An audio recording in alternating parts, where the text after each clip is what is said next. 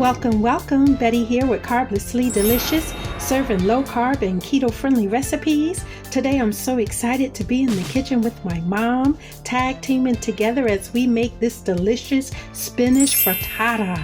Fluffy as a quiche, yet as creamy as a custard, giving your taste buds the best of both worlds. Let's go ahead and jump right into it. Allow yourself a good 15 minutes for prep. For me, I like to lay everything out before I start any recipe. Prep is key. Less time you have to spend in the kitchen.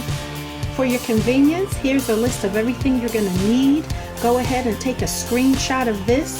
The list is also provided in the description for you to copy and paste or to print out, whichever works best for you. My mom is starting out with the meat. Here you see her prepping the bacon while I get started on the veggies. We're going to cut time in half by cooking the bacon in the microwave. Once the bacon is done, you want to cut it into small bite-sized pieces. Look at Mom working that knife, y'all. Don't you try this at home. Mama has many years of experience in the kitchen. While my mom is finishing up with the meat, I'm going to start sauteing the baby spinach over medium-low heat. Spinach is a water-based vegetable, so I don't need to add any oil or anything to my pan. This spinach is going to cook down quite a bit, so go ahead and be generous with the amount.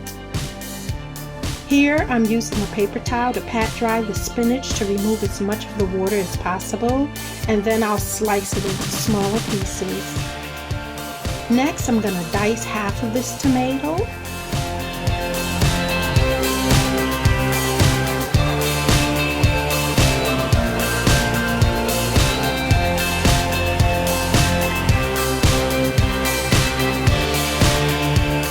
Now you see Mom preparing the egg mixture, combining 12 large eggs with half a cup of heavy whipping cream.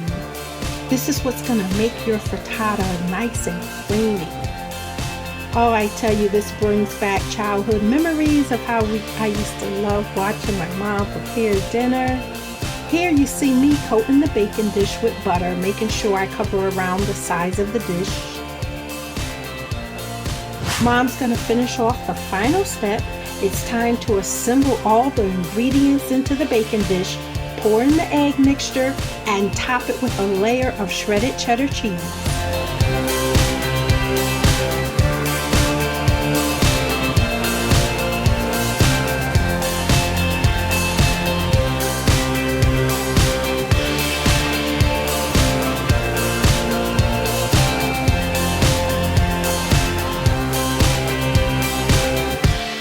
Now here I am sprinkling a little dry chives over the top as a garnish.